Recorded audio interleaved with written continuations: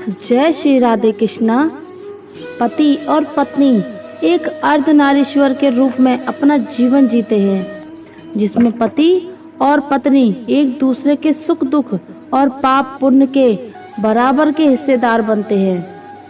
तभी तो कहा जाता है कि बिना पति पत्नी का साथ के बिना कोई यज्ञ पूरा नहीं हो सकता। इसके अलावा बिना जीवन साथी के कोई भी तीर्थ पूरा नहीं होता। पति और पत्नी के जोड़े के बिना कोई भी शुभ कार्य संपन्न नहीं किया जा सकता।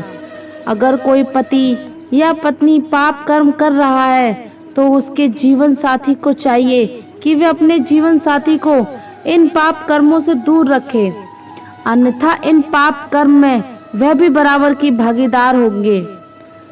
यह पति और पत्नी के रिश्ते के अलावा अन्य क्षेत्रों में भी लागू होता है। अगर कोई पाप करता है और हम बिना उसे रोके चुपचाप देखते रहते हैं तो न करते हुए भी हम उस पाप कर्म के हिस्सेदार बन जाते हैं, क्योंकि गलत होते हुए देखना और कुछ ना करना और गलत करने वाले को ना रोकना भी एक पाप है। पत्नी और पति के सुख दुख की भागीदारी होती है।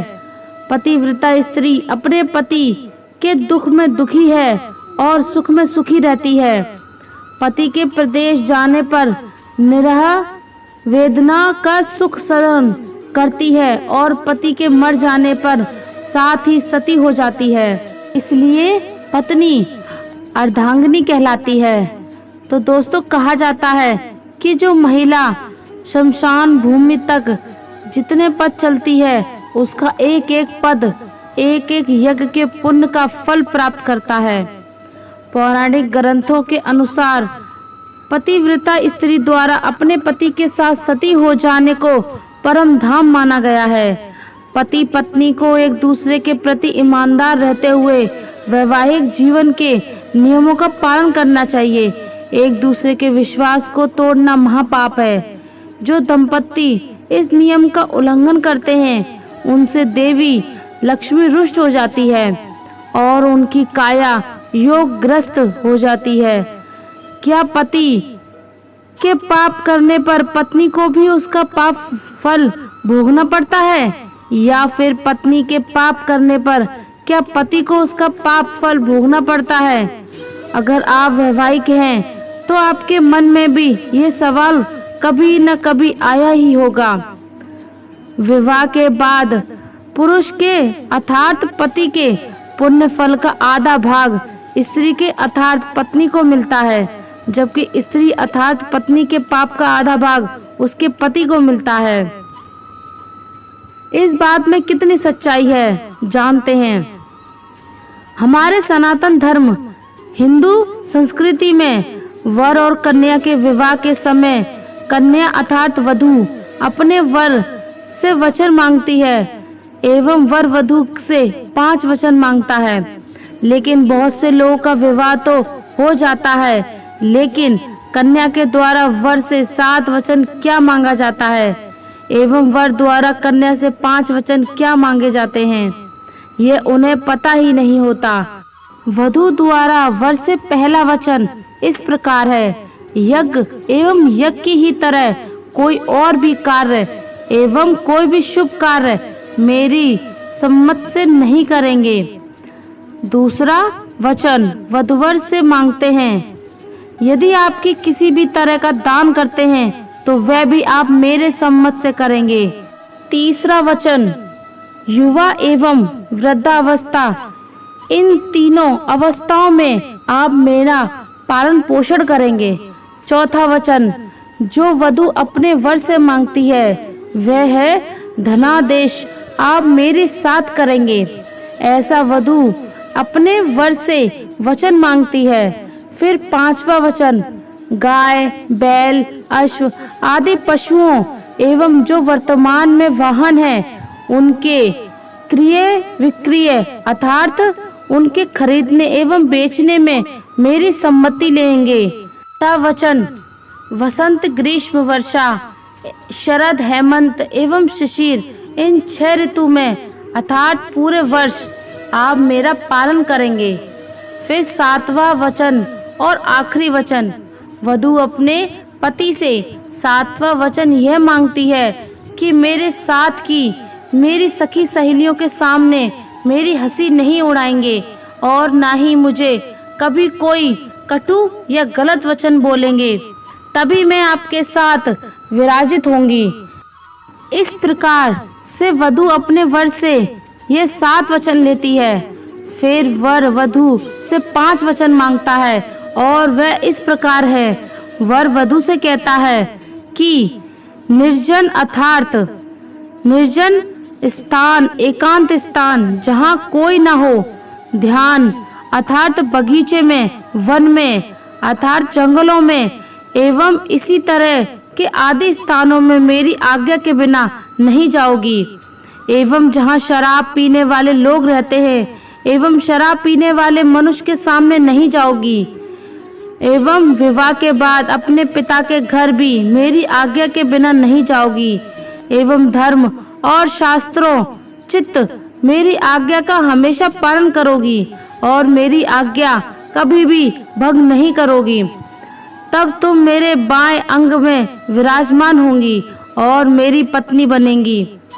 ऐसा वर वधू से वचन मांगता है।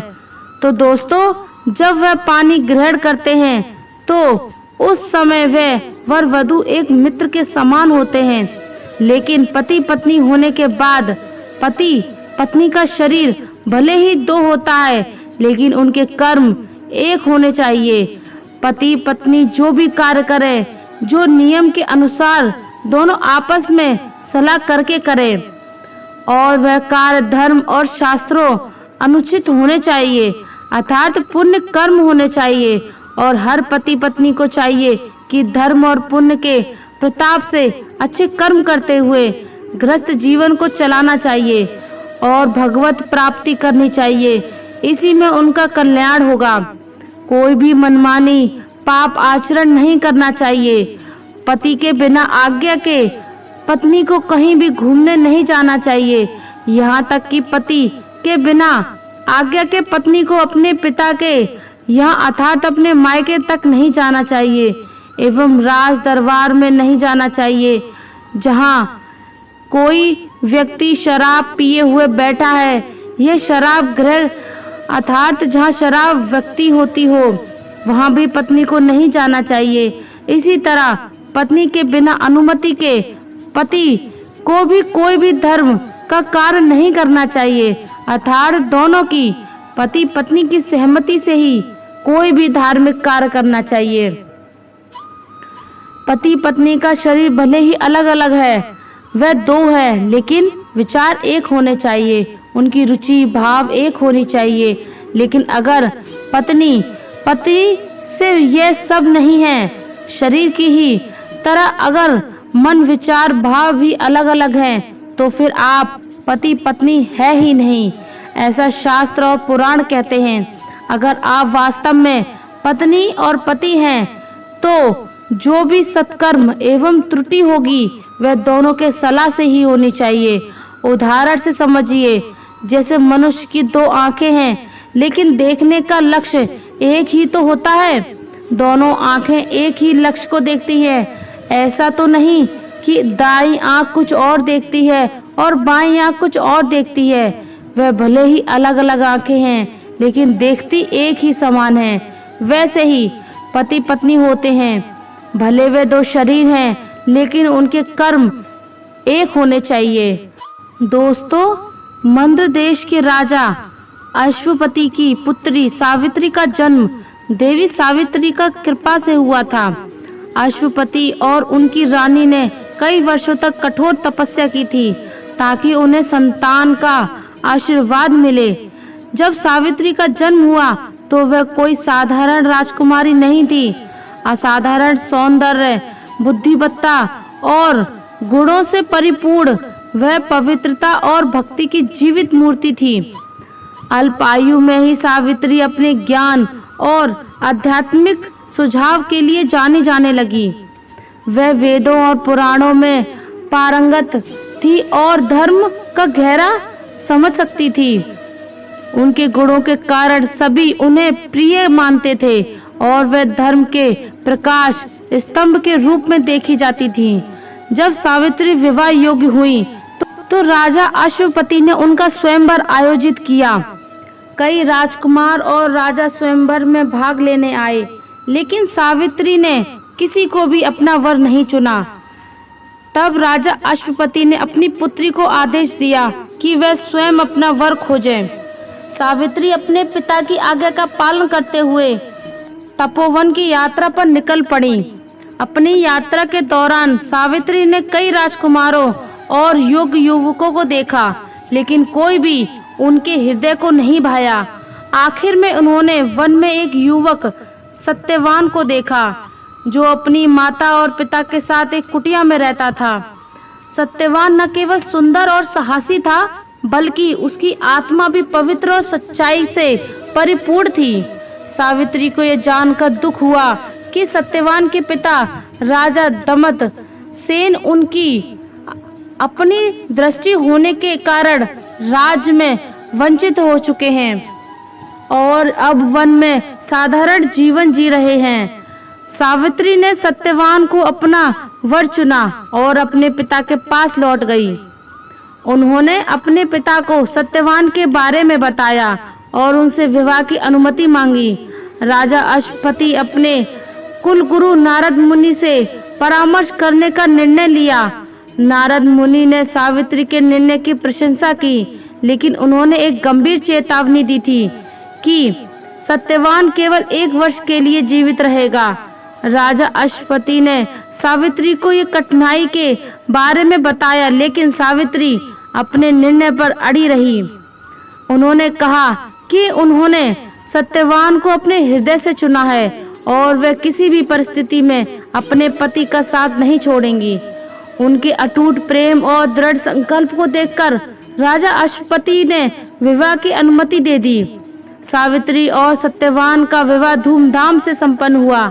विवाह के बाद सावित्री ने अपने ससुराल में पूरी निष्ठा और समर्पण के साथ अपने कर्तव्य का पालन किया। वह अपनी अंधी सास ससुर की सेवा में निरंतर लगी रही और सत्यवान के प्रति उनका प्रेम और भक्ति अटूट रही। समय बीतता गया और धीरे धीरे सत्यवान की आयु का अंतिम दिन भी आ गया। वहां नारद मुनि की भविष्यवाणी के अनुसार सत्यवान की मृत्यु का दिन आ गया। उस दिन सत्यवान और सावित्री जंगल में लकड़ी काटने गए। जब सत्यवान को तेज सर दर्द हुआ और वह अचेत हो गया, सावित्री ने उन्हें अपने गोद में ले लिया। उसी समय यमराज प्रकट हुए और सत्यवान की आत्मा को लेने आए। सावित्री ने यमराज से सत्यवान की आत्मा को न लेने की प्रार्थना की, लेकिन यमराज ने कहा कि यह उनके कर्म का फल है और उन्हें इसे स्वीकार करना होगा। सावित्री ने यमराज का पीछा करना शुरू किया और अपनी बुद्धिमत्ता और धर्म के ज्ञान से यमराज को प्रभावित किया। यमराज ने सावित्री को अपने पति के साथ नहीं ले जाने का आदेश दिया, लेकिन सावित्री ने धर्म और नीतियों की बातों से यमराज को प्रभावित किया। यमराज ने सावित्री की निष्ठा और बुद्धिमत्ता की प्रशंसा की और उन्हें 3 वरदान मांगने का अवसर दिया, लेकिन सत्यवान के जीवित को छोड़कर सावित्री ने पहले वरदान में अपने ससुर की दृष्टि और राज्य वापसी का वर मांगा। दूसरे वरदान में उन्होंने अपने ससुर के राज्य की समृद्धि और शांति की कामना की। तीसरे वरदान में सावित्री ने अपने और सत्यवान के 100 पुत्रों की कामना की। यमराज ने सावित्री के सभी वरदान को स्वीकार किया और उन्हें प्रदान किया। जब यमराज ने सावित्री को तीसरा वरदान दिया तो उन्हें एहसास हुआ कि सावित्री के 100 पुत्र तभी हो सकते हैं जब सत्यवान जीवित हो। यमराज ने सत्यवान को जीवित दान दिया और उनकी आत्मा को सावित्री को लौटा दिया। सत्यवान पुनर्जीवित हो गए और सावित्री के साथ अपने घर लौट आए। सावित्री की निष्ठा, बुद्धिमत्ता और धर्म के प्रति उनके अटूट समर्पण ने न केवल सत्यवान को पुनर्जीवित किया, बल्कि अपने परिवार को भी समृद्धि और शांति प्रदान की। इस कथा ने यह सिद्ध कर दिया है कि पति और पत्नी के कर्म एक दूसरे से जुड़े होते हैं और निष्ठा और धर्म के पालन से किसी भी कठिनाई का समाधान संभव है। सावित्री और सत्यवान की यह कहानी हमें सिखाती है कि कर्म का फल अवश्य मिलता है, लेकिन धर्म और निष्ठा के मार्ग पर चलने से किसी भी विपत्ति का सामना किया जा सकता है। अगर खराब जीवन साथी मिले तो आपके पास दो ही विकल्प होते हैं, या तो उनकी हाँ में हाँ मिलाकर रिश्ता निभा लें या फिर दोनों रजामंदी से अलग हो जाएं। गाली गलौज करने से तो कर्म खराब ही होंगे ना, लेकिन यदि याद रखें कोई भी विकल्प चुने, तकलीफ किसी को जानबूझ के मत दें। एक बात और याद रखें, आप कितनी भी कोशिश कर लें किसी का स्वभाव नहीं बदल सकते। चाहे आपके माता पिता का स्वभाव आपकी तरफ कड़वा हो या आपके पति का, उनको बदलने की कोशिश ना करें। उनकी अपेक्षाओं को भी जानें, क्योंकि वे भी तो अपने कर्मों का पिटारा साथ लाए हैं। जीवन में हर किसी को अच्छा जीवन साथी नहीं मिलता, लेकिन कर्मों को अच्छा रखेंगे तो ईश्वर आपके साथ गलत नहीं होने देंगे। दशा समय सबका बदलता है, अपने समय का इंतजार करें और जब तक अच्छे कर्म करते रहें। तो दोस्तों, उम्मीद है आज का वीडियो आपको जरूर पसंद आया होगा। अगर वीडियो अच्छा लगा हो तो कमेंट में मन से जय श्री राधे कृष्णा जरूर लिख दीजिए, और ऐसे ही वीडियो और पाने के लिए हमारे चैनल को सब्सक्राइब करें, वीडियो को लाइक करें, ज़्यादा से ज़्यादा शेयर करें। धन्यवाद। जय श्री राधे कृष्णा।